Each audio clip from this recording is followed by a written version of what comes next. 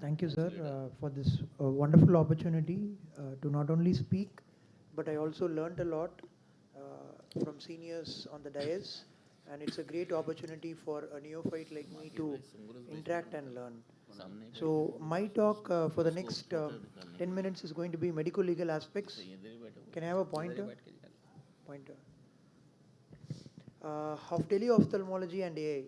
So we are talking about teleophthalmology today because COVID actually accelerated teleophthalmology to an extent, because we started practicing teleophthalmology, or the era of COVID actually accelerated this whole process.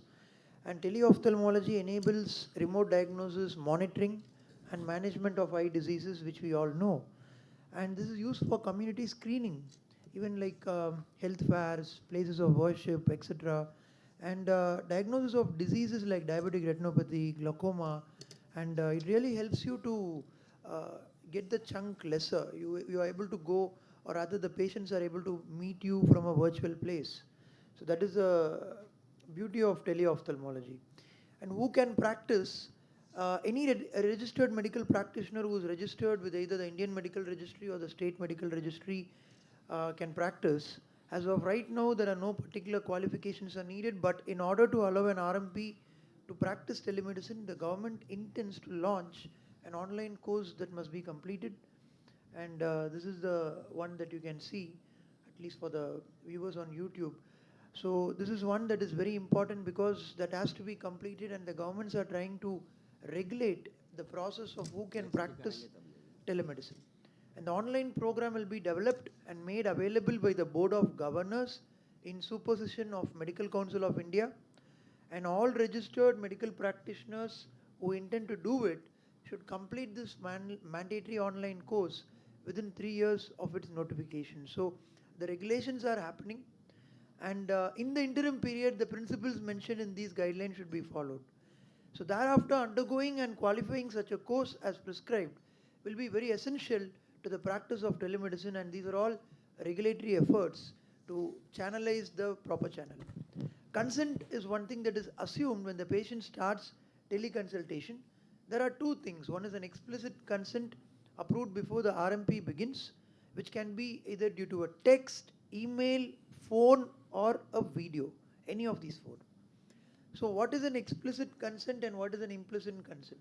If the patient is the one who is initiating, then it is considered as implied, and you can just tick a point there. An explicit consent required when the healthcare worker or the caregiver, he initiates the consultation. So that's the catch here. So basically, we are initiating, the healthcare worker is initiating, then it has to be very documented very clearly. So the email, text, audio, video, messages from the patient is actually a consent. You can tick it. Verbal confirmation also is preferably over a video. And RMP must record the consent. That's more important. Whatever the documentation, it has to be recorded. Ethics and confidentiality.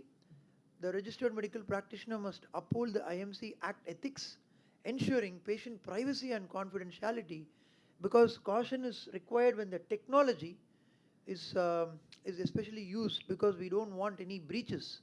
So the blockchain technology, big data, those are some of the terminologies that you can actually associate with these kind of things, and making sure the 6 rounds here, the rules, values, moral principles, ethics, rules of conduct and research are kept in mind.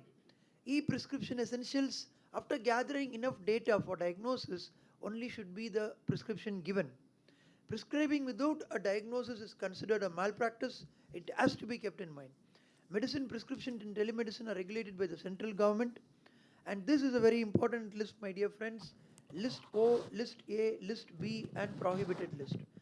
So the telemedicine specialist should know what are the lists that actually falls under which category. Like a paracetamol is a common one that you can give. List A, local ophthalmic drops and following up for chronic medications. List B allows add-on medications for existing conditions, whereas there is this prohibited list of narcotics, psychotropic substances, and morphine and cocaine. The cost structure may change, or rather the RMP may charge an appropriate fee, And an RMP should also give a receipt or an invoice. That is also something which is very important. Need for standardized telemedicine laws is the need of the hour. That is when WHO recommended on digital interventions, where it recommended put telemedicine systems in place to ensure data privacy, ownership, access, integrity, and protection of the patient's information. Because ensure that these system meets the national legal standards. Because the major concern here is the patient confidentiality and the data integrity, especially if unauthorized interaction. If you don't have a good firewall, then that is a cause of concern if the patient's data is going to be leaked. That is why WHO serves both as a development incentive and a limiting factor, allowing individual states discretion in implementation. The Tele-Ophthalmology governance in India is the Department of Information Technology and the Ministry of Health and Family Welfare, which oversees it. National Telemedicine Portal has been established by the Ministry of Health and Family Welfare, Government of India's Telemedicine Division, and the legal ramifications of telemedicine include necessity to follow the telemedicine practice guidelines, which specify patient record keeping, data confidentiality, and the obligations of the healthcare professionals. Furthermore, it is critical to comprehend and abide by any data protection legislation such as Personal Data Protection Bill, which has to be kept in mind while working with the patient. Healthcare professionals involved in telemedicine must be updated about any modification or changes in rules as the legal landscape keeps evolving constantly. And this is one where the IMA seeks clear cut guidelines on telemedicine from the Medical Council of India.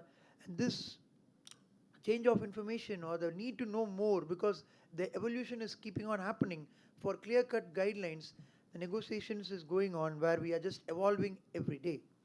The telemedicine practice guidelines in response to the national crisis that happened in COVID, you can see in 2020, the Ministry of Health and Family Welfare released the telemedicine guidelines on March 25, 2020, and it paved the role for a game changer in telemedicine. And this was the document that you can see on 25th March 2020. Because of COVID, the telemedicine governance in India, the constituted were developed in collaboration with NITI Aayog, which is a premier policy think tank of the Government of India, and they aim to offer framework to help RMPs who are interested or engaged in telemedicine.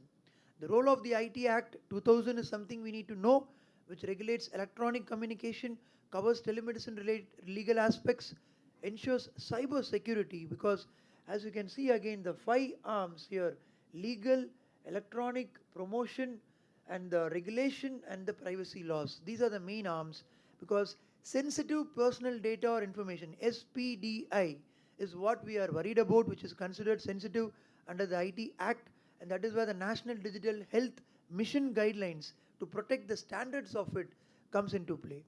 Patient can create their health ID, patient can control access their health data, and it is only having an authorized entitle and shared only with authorization. AI is something which is entering ophthalmology being an imaging field, and it is helping in detect conditions like diabetic retinopathy, glaucoma, and whatnot. So in the era of AI, imaging assisting is being done and it reduces the workload.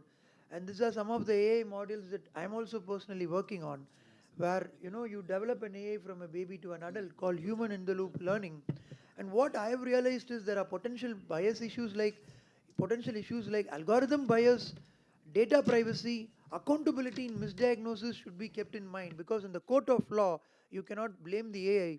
It's the doctor who puts his hand up and his signature will be taken in the court of law. So AI enhances the diagnosis, but there is a barrier. Patient follow-up remains a challenge. Regulatory restrictions and insurance reimbursement issue limits adaptation. Cost and implementation difficulties is one that we need to keep in mind. And the potential risks, again, as I told you, bias, misdiagnosis, and misinterpretation are one. But these are some of the global efforts that are taken, like Kid Drop, Veteran Administration in US, COVID-19 accelerated telemedicine, and there are many cybersecurity and data protection like the CDPR, HIPAA. I'm not going into the detail of it, but which we should very well know. And AI is there to stay, because ophthalmology is moving towards this, but patients often distrust AI. driven diagnosis. That is one thing we need to keep in mind. The patient distrust it, and AI should not augment, or it should only augment, it should not replace when you are trying to use AI for it. And it's not going to be doctors versus AI, it's always a doctor who will be blamed, and it has to be kept in mind in the ethical considerations and whatnot. So FDA has a role, IMDRF and SAMD has a role, and these are some of the documentation. And it also has its own arms, and I'm not going into the detail of it for want of time. And there is a Drug and Cosmetic Act of 1940. So these are some of the references I wanted to give. Medical devices rules, regulatory framework in other countries, like even the Patent Act and the intellectual property. I'll just take 30 more seconds, sir. Yeah. Many countries struggle to keep pace with AI. That is why the other rules in other countries have come into place. And this is my last slide, my dear friends. To summarize this whole topic of teleophthalmology, which has some amount of AI also coming into it, with the companies or even the doctors pushing for it, where AI in healthcare, including teleophthalmology, offers significant advances but must be ethically and legally regulated. We are at the crossroads of it. Point two, it has immense potential but must be ethically regulated, and the trust is critical because patients don't trust AI. That is to be kept in mind, particularly in telemedicine when AI supports remote diagnosis. Clinicians should be staying informed and involved, especially very more vigilant when AI adaptive tools are used, and patients' trust and safety, be it their records or be it misdiagnosis, remains the highest priority. These are my references. Thank you once again for the opportunity, sir, and the whole team. Thank you. Dr. Prasanna, that was a wonderful lecture on AI, teleophthalmology. Now, I just want to ask you one question which is not really related to your Yes, sir. topic, but AI is being used extensively for Yes, sir. creating a research. Yes, sir. And I come across many such articles nowadays that language is entirely different, Yes, sir. and there is no correlation between the first paragraph and the second paragraph. Now, unless and until you read it thoroughly, you will not get an idea about it. Do we have some softwares which can detect such type of write-up, particularly in research? Sir, we do try to check it with plagiarism softwares, but unfortunately, those softwares are well made, like a DeepSeek or a ChatGPT. They are well made in such a way that we are not able to fully detect it. But as you rightly told, sir, I always strongly believe, though I am doing extensive work in AI, I do a lot of human in the loop learning. When you read a paper and you feel that it's too good to be true, and the language that comes with it, even if you see currently, sir, even in WhatsApp messages, or when you form a particular, we know the messages that this was not composed by that person. They just used a deep seek or something like that. So human intelligence is way, way beyond, sir. I always feel human intelligence is very capable, and I think you or the other seniors being in very pivotal roles. When you see a paper, its human intelligence will easily pick up that it's actually not written by a human, whereas it's written by a artificial Yeah. intelligence tool. And it's very unfortunate, sir, because if somebody is publishing with the help of AI, I just feel bad for them, because it's their loss actually. They need to evolve and they need to do the work. So that will be easily seen. As of now, the softwares are not very much there for it, because these softwares are very advanced, sir. The one that's coming, the DeepSeek or ChatGPT or even Grammarly for that matter. So as of now, I have not used any softwares where you can actually identify the plagiarism. But when I see a write-up, I'll be able to make a note that yes, this is not written by human. That is something we get to know by experience, sir. Yeah. And what about acknowledgement to these softwares? Because there is no way and the legality about it. So definitely, sir. As you are rightly pointing out, if somebody has assisted with the software, it is always better to acknowledge it. Yeah. So because I ultimately feel they should have the knowledge when they talk about it in a forum, or once they publish and present their work. If it's only the machine that is going to do it, they'll easily be exposed at a forum or something like that, where their knowledge also will be put to test. So it's always better that they acknowledge it, that this is a software I've used for my research methodology, or this is a software I've used for my maybe even a writing of a paragraph. But unfortunately, acknowledgements, I mean, sorry to say so, but acknowledgements even for humans is not happening, sir. So softwares we cannot